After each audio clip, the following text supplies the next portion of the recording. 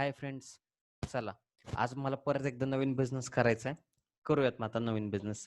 आता मला नवीन बिझनेस करायचा आहे, त्यासाठी माझ्या डोक्यात काहीतरी एक आयडिया आली. बरोबर आहे. ती आयडिया आल्यानंतर मी विचार केला, की आता बघू आपण आपलं जे आयडिया आली ती आपण त्याचं मार्केट रिसर्च वगैरे करू. ती जी माझ्या डोक्यात प्रोडक्ट आहे त्याचं आपण प्रोडक्शन करू शकतो का? ठीक आहे. मग मी बघितलं तर मला काय वाटलं, की चला आपण हा बिझनेस करू शकतो. ह्याच्यात आपल्याला अपॉर्च्युनिटी आहे. तर ठीक आहे. मी आता अपॉर्च्युनिटी आहे म्हणल्यावरती विचार केला, तर मला काय-काय करायला लागेल? त्यासाठी माझं प्रोडक्शन बिझनेस आहे. मग ते करण्यासाठी मला एक लँड घ्यायला लागेल. त्याच्यावरती मला कन्स्ट्रक्शन करून माझी फॅक्टरी कन्स्ट्रक्ट करायला लागणार. त्याच्यानंतर त्या फॅक्टरीमध्ये मला कशाची गरज आहे? प्लांट अँड मशिनरीची. ठीक आहे. आता हे सगळं झालं. माझं सेटअप तयार झाला. तर सेटअप तयार झाल्यानंतर मला तिथं स्टाफ कामाला ठेवायला लागणार आहे. बरोबर आहे. तर स्टाफ नंतर मला आणखीन काय प्रोडक्शनसाठी रॉ मटेरियल लागणार आहे. त्याच्यावरती प्रोसेस करण्यासाठी वेगवेगळे काइंड ऑफ खर्च लागतील. बरोबर आहे. पण हे सगळं करण्यासाठी मला काय लागणार आहे? पैसे. म्हणजेच काय लागणार आहे? कॅपिटल आणि आपल्याला आता तेच बघायचं आहे कॅपिटल रिक्वायरमेंट. तर चला मग. When a business entrepreneur conceives an idea of setting up a business enterprise, the commercial viability of the idea is investigated. Once the entrepreneur is satisfied with the feasibility of the project, serious steps are taken to start the project. The first and foremost step is to take decision on the amount of capital requirement to start and run the business. This task has to perform with utmost care. Therefore, financial plan should be drafted keeping in mind the present and future requirement of the business. Thus, while deciding about the volume of capital requirement, an entrepreneur has to take into consideration fixed capital requirement, working capital requirement. We shall now discuss these capital requirements in detail. आता बघा, एखादी idea आली, कोणाकडे आली? एंटरप्रेन्योरच्या डोक्यात एखादी idea आली about business enterprise. The commercial viability of the idea is investigated. म्हणजे ते कमर्शियली आपण तो बिझनेस करू शकतो का? त्याच्यात आपण किती सक्सेसफुल होऊ शकतो? ह्याचं इन्व्हेस्टिगेशन झालं. Once the entrepreneur is satisfied the feasibility of म्हणजे तो व्यवहार्यता बघितली, की आपण बिझनेस करू शकतो, याच्यात प्रॉफिट आहे. आता तो सॅटिस्फाईड झाला, की आपण हा बिझनेस करूयात. त्याच्यानंतर त्याला काय करायला लागणार? काय करायला लागणार? अमाउंट ऑफ कॅपिटल रिक्वायरमेंट बघायला लागणार त्याला. कशासाठी? बिझनेस चालवण्यासाठी त्याला काय लागणार? कॅपिटल. त्याची तो आता काय करतोय? कॅपिटल रिक्वायरमेंट बघतोय.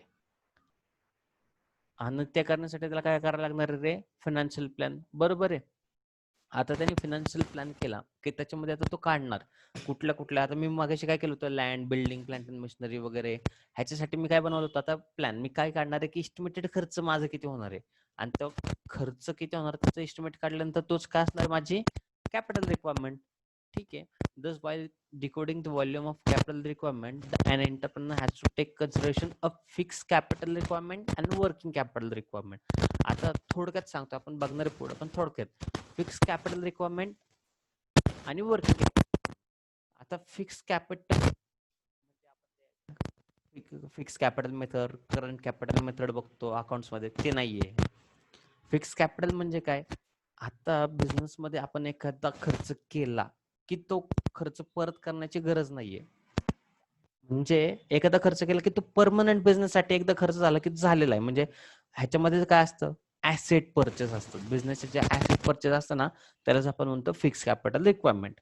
आणि वर्किंग कॅपिटल रिक्वायरमेंट म्हणजे काय?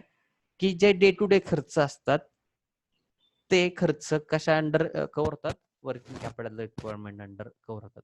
ठीक आहे. चला आपण आज बघूयात fixed capital.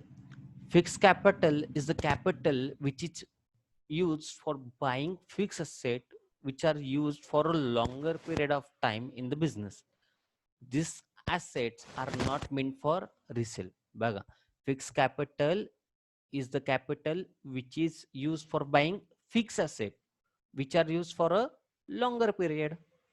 This asset are not meant for resale. म्हणजे काय करायचं? आपल्याला फिक्स असेट घ्यायच्यात, बरोबर ना? फिक्स असेट म्हणजे काय रे? ज्या मोर दॅन 5-10 इयर्स बिझनेस मध्ये राहतात त्या, म्हणजे लॉंगर पिरियड साठी. आणि आपला बिझनेस काय असतो? प्रोडक्शन वगैरे करायचं. ती ऍसेट परचेस करून विकणं हा आपला मोटिव्ह असतो का? नाही. In simple words, fix capital refers to capital invested for acquiring fix asset. म्हणजे फिक्स असेट परचेस करण्यासाठी जे कॅपिटल आपल्याला लागतं त्याला काय म्हणतो आपण? Fix capital. It stays in business for long period, almost permanently. बरोबर आहे ना? Example of fix capital are capital used for purchasing land, building, furniture, plant and machinery, etc. Such capital is required usually at the time of establishment of a new company. आणि हे सगळं कधी नवीन कंपनीच्या वेळेसच लागतं ना, लँड वगैरे purchase करा. ठीक आहे, आपण एखाद्या जुन्या कंपनीच्या वेळेस पण लागतं असं नाही, पण ऍट मोस्ट टाइम्स ते कधी लागतं? नवीन कंपनी तयार करताना. ठीक आहे. However, existing companies may also need such capital for their expansion and development, replacement of equipment, etc. म्हणजे नवीन कंपनीला पण लागतं आणि ज्या कंपनी पहिलेच एस्टॅब्लिश झाल्यात, पहिल्यापासूनच बिझनेस करतात आहे, त्यांना पण लागतं. तुम्हाला फिक्स कॅपिटल म्हणजे थोडक्यात काय कळालं का? फिक्स ऍसेट परचेस करायला जो खर्च लागतो, जो कॅपिटल लागतं, त्याला आपण फिक्स कॅपिटल म्हणतो. Initial planning of fixed capital requirement is made by companies' promoters. For this, they first prepare a list of fixed asset needed by the company and cost of this asset is estimated. म्हणजे ते पहिलं काय करतात? Plan करतात. आपल्या कुठलं कुठलं fix asset लागणार आहे आणि त्याच्यासाठी किती खर्च येणार, त्याचं एक काय करतात ते estimate. They collect information regarding price of land, cost of construction of building, cost of plant and machinery, etc. The cost of different fixed asset is calculated and the resulting figure would be total of fixed capital requirement of new firm. ते काय करतात? Land, building, plant, machinery ह्या सगळ्यांची cost काढतात, estimated cost, आणि त्याच्यासाठी जे पैसे लागणार आहेत त्याला काय म्हणतात? Fix capital requirement of a new firm. In recent year, estimating fixed capital requirement has assumed great importance, particularly because of modern industrial processes which require increased use of heavy and automated machineries. आजकालच्या काळात capital रिक्वायरमेंटला भरपूर importance देण्यात आलंय, कारण की आजकाल मशिनरीच्या development आहे तर मोठमोठ्या प्रमाणावरती आहेत. म्हणजे हेवी कॉस्ट आपल्याला लागणार मशिनरीसाठी. ठीक आहे. An entrepreneur obtains fund for the purchase of fixed asset from capital market. आता हे जे पैसे लागतात ते कुठनं गोळा करणार? Capital market. त्याच्यानंतर ना funding can come from issue of shares, debentures, bond और ऑब्टेनिंग लोन्स. म्हणजे कुठनं पैसे गोळा करणार? शेअर, बॉन्ड्स आणि लोन्स म्हणणं. ठीक आहे, समजलं इथपर्यंत? चला आपण बघूया आता factor affecting fix capital effect करणारे फॅक्टर्स कुठले कुठले. First, nature of business. Nature of म्हणजे आता आपण कुठल्या प्रकारचा बिझनेस करतोय हे सुद्धा महत्वाचं आहे. त्याच्यावरती आपल्याला ठरणार आहे की आपल्याला कॅपिटल किती लागणार आहे. Manufacturing industries and public utilities have to invest huge amount of funds to acquire fixed asset, while trading business may not need huge investment in fixed asset. दोन बिझनेस, एक मॅन्युफॅक्चरिंग आणि एक ट्रेडिंग. मॅन्युफॅक्चरिंग म्हणजे production business आणि trading म्हणजे काय?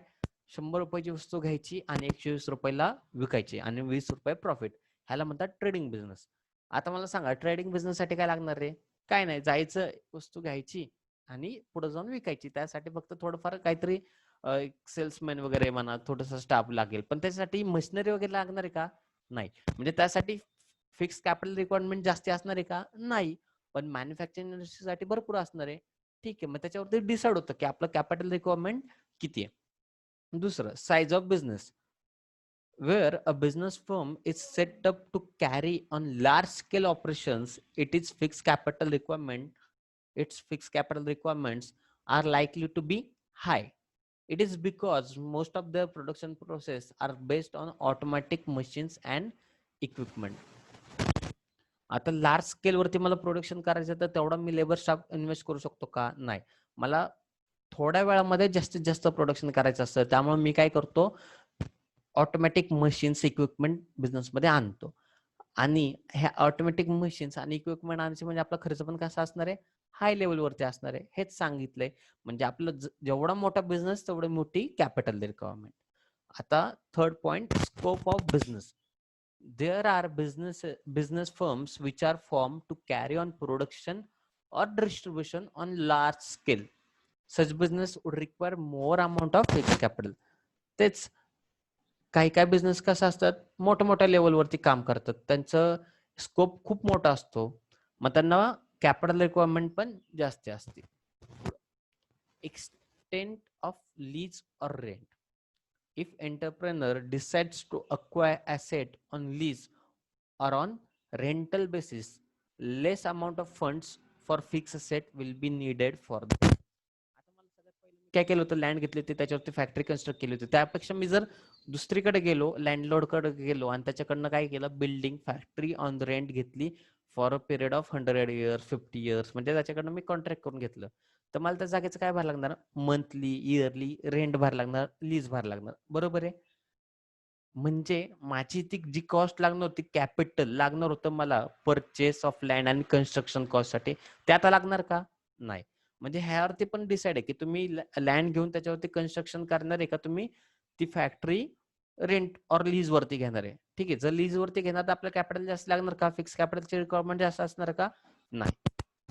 तेच दिलंय, less amount of funds for fix asset will be need, less amount of funds for fix asset will be needed. ठीक आहे. Arrangement of sub contract. आता बघूया सब कॉन्ट्रॅक्ट म्हणजे काय.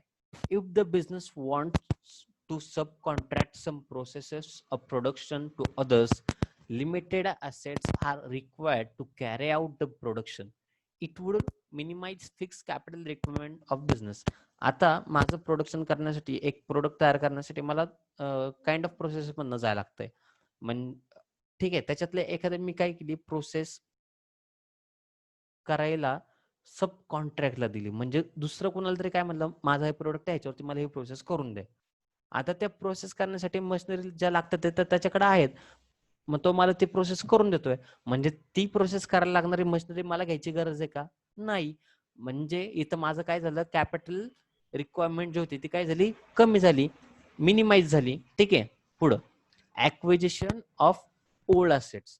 If old equipments and plants are available at low prices, then it would reduce the need of investment in fixed asset. बघा, नवीन plant आणि मशिनरीची किंमत 1 करोड, जुनी घ्यायला गेलं तर 50 लाख. मी घेतली जुनी, तर जिथं मला जास्ती फंड्स लागणार होते तिथं मला फंड्स कसे लागणार, कमी लागणार, म्हणजे माझी capital requirement, fix capital requirement काय होणार, कमी होणार. माझी इन्व्हेस्टमेंट मला जी करायला लागणार होती नवीन प्लांट अँड मशिनरीमध्ये, ती आता काय झाली, कमी झाली. Acquisition of assets on concessional rate. With the view to foster industrial growth at a regional level, the government may provide land and building materials at concessional rates. Plants and equipments may also be made available on installment basis. Such facilities will reduce the requirement of fixed asset. आपली Indian government काय करते, made in India, म्हणजे तुम्ही production करा, नवीन नवीन वस्तूंचं production करा, नवीन नवीन product शोध लावा आणि त्याचं प्रोडक्शन करा. ह्यासाठी काय लागतं, मशिनरी लागतात, लँड लागते, बिल्डिंग्स लागतात. त्याच्यात ते काय करतात, ते कन्सेशनल रेट, म्हणजे 1 करोडची गोष्ट 80 लाखाला देतात. ते थोडस त्याच्यामध्ये आपल्याला कमी प्राइस मध्ये अवेलेबल करून देतात, त्यालाच म्हणतात कन्सेशनल रेट वरती देणं. ठीक आहे. आणि आणखीन plant and machinery, plant and equipment सुद्धा ते काय करतात, ते इन्स्टॉलमेंट बेसिस वरती जातात. ते त्यामुळे ऍट वन टाइम सगळी कॉस्ट लागणार आहे का, नाही. म्हणजेच काय होणार आहे, सगळं आपल्याला जी कॅपिटल रिक्वायरमेंट होतं, फिक्स कॅपिटल रिक्वायरमेंट होतं, की ज्याची कॉस्ट खूप मोठी जाणवते, तेच काय झालं आता रिड्यूस झालंय. बिकॉज काय, आपल्याला लँड, प्लांट अँड मशिनरी हे सगळं काय म्हणते, कन्सेशनल रेट, कमी रेट मध्ये मिळतंय, नाहीतर इन्स्टॉलमेंट, आपण ते इन्स्टॉलमेंट म्हणजे ऍज अ लोन वरती आपण ते घेतोय. ठीक आहे. त्यामुळे ऍट दॅट टाइम, म्हणजे स्टार्टअपच्या वेळेस आपल्याला भरपूर कॉस्ट लागणार आहे का, नाही. आता international conditions. This factor is very significant, particularly in large organizations carrying business on international level. For example, companies expecting war may decide to invest large fund to expand fixed asset before there is shortage of materials. आता हे international लेवलवरती दिलेलं आहे. This factor is very significant particularly in large organization. मोठमोठ्या कंपन्यांमध्ये हे सगळं चालतं. त्यांचं काय असतं, एखाद्या कंपनीचं मार्केट अक्वायर करण्यासाठी त्या कंपनीचं, आता जिओ बघा, जिओने काय केलं, आयडिया, वोडाफोन ह्यांच्यासारख्या कंपन्यांना, जिओ होतं का पहिलं? नव्हतं. अचानक आलं, सगळे त्यांनी रेट कमी केले आणि त्याच्यामुळं बाकीच्या कंपन्यांना एवढे लॉसेस झाले की त्या मार्केटमधनं त्यांचा जो मार्केट शेअर होता तो एकदम कमी व्हायला लागला. हेच असतं ते इंडस्ट्रियल वॉर. आता अशा वेळेस ते काय करतात, एकदम जास्ती मोठ्या प्रमाणात ते पैसे इन्व्हेस्ट करतात, म्हणजे रॉ मटेरियल्स वगैरे. आणि एक सेकंड, आपण काय बघत होतो, international conditions. This factor is very important particularly in large organisations carrying business on international level. For example, companies expecting war may decide to invest large funds to expand fixed assets before there is a shortage of material. म्हणजे काय, suppose आता company contract केलं की नाही ह्यांना raw material provide वगैरे करू नका, तर ते काय करतील, फिक्स ऍसेट मध्ये एवढं इन्व्हेस्टमेंट करतील की त्याचं प्रोडक्शन ऑन, म्हणजे त्यांना बाहेरची कोणाची गरज पडणार नाही. ठीक आहे. त्याच्यानंतर trend in economy. If the future of company is anticipated to be bright, it gives green signal to business entrepreneur to carry out all sorts of expansion of business firm. In that case, large amount of funds are invested in business assets so as to reap the benefits in future. माझ्या company जे मी तयार जे आता करतोय तिला in future चांगली, म्हणजे production करतोय त्याला इन फ्युचर खूप मोठी मागणी आहे, तर जास्ती प्रोडक्शन करायला लागणार, त्यासाठी मला फंडिंग काय करायला लागणार, जास्ती करायला लागणार, म्हणजे माझ्या इन्व्हेस्टमेंट मला फिक्स असेट मध्ये जास्ती करायला लागणार. हेच दिलेलं आहे. If the future of company is anticipated to be bright, म्हणजे चांगलं फ्युचर आहे, it gives green signal to business entrepreneur to carry out all sort of expansion. म्हणजे कंपनी वाढवण्यासाठी त्याला काय असतं, ग्रीन सिग्नल, म्हणजे आपण त्याच्यात आणखीन फंड इन्व्हेस्ट करू शकतो. In that case large amount of funds are invested in fix asset so as to reap the benefits in future. म्हणजे आपण आता काय करतो, त्या फिक्स असेट मध्ये, म्हणजे ऍज फिक्स कॅपिटल मध्ये, म्हणजेच काय, प्लांट अँड मशिनरी वगैरे मोठमोठ्या प्रमाणात घेऊन ठेवतो की ज्यामुळं आपल्याला पुढं भविष्यात जास्तीत जास्त प्रोडक्शन करून जास्तीत जास्त प्रॉफिट बेनिफिट्स गोळा करता येतील. ठीक आहे. पॉप्युलेशन, 10th नंबरचा पॉईंट आहे population trend. Wien the population is increasing at high rate, certain manufacturers find this as an opportunity to expand business. For example, automobile industry, electronic goods manufacturing industry, ready-made garments, etc., which necessitates huge amount of capital. मला सांगा, लोकसंख्या वाढली की मागणी पण काय होते रे, वाढती. मग उदाहरणार्थ आपण बघायला गेलो तर मोबाईल, पहिलं मोबाईलचं एवढं प्रोडक्शन, एवढी मागणी होती का, नाही. पण आता प्रत्येकाच्या घरात सगळ्यांकडे मोबाईल असून एखाद दुसरा मोबाईल, डबल मोबाईलवाले भरपूर जण सापडतात. म्हणजे काय झालं, पॉप्युलेशन वाढले त्यामुळं हे जे मोबाईल होते त्याची मागणी वाढली, बरोबर आहे. त्याच्यामुळे काय झालं, मागणी वाढली म्हणजे प्रोडक्शन पण जास्त करायला लागणार. हीच तर आपली काय होती, अपॉर्च्युनिटी. जर आपला बिझनेस अशा ट्रेंडिंग मध्ये असेल की त्या पॉप्युलेशनमुळे आपल्या गुड्सची मागणी वाढणार, तर आपल्याला आपल्या कॅपिटल ऍसेट मध्ये जास्त काय करायला लागणार, इन्व्हेस्ट करायला लागणार, जेणेकरून आपण काय करू शकतो, प्रोडक्शन मोठ्या प्रमाणावरती करू शकतो. तेच दिलंय. 11 नंबरचा पॉईंट काय, consumer preference. Industries providing goods and services which are in good demand will require large amount of fixed capital. For example, mobile phone manufacturers, हेच उदाहरण इथं खाली लागवते. Phone manufacturers as well as mobile network providers. ठीक आहे. Same. Competitive factor. This factor is prime element in which making regarding fixed capital requirements. If one of the competitors shifts to automation, the other companies in the same line of activity will be compelled to follow that competitor.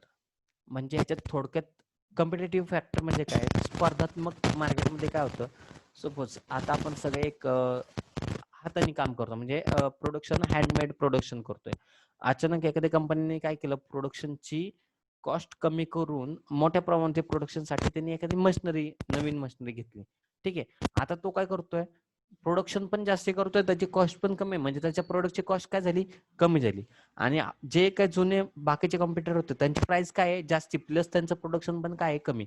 मग ते सगळं business मध्ये टिकतील का, नाही. मग त्यांना पण काय करायला लागणार, त्याच प्रकारची मशिनरी त्यांना पण परचेस करायला लागणार, घ्यायला लागणार, म्हणजे त्यांना मार्केटमध्ये थोडाफार चान्स मिळेल. ह्याच्यासाठी त्यांना काय आहे, कॅपिटल रिक्वायरमेंट आहे.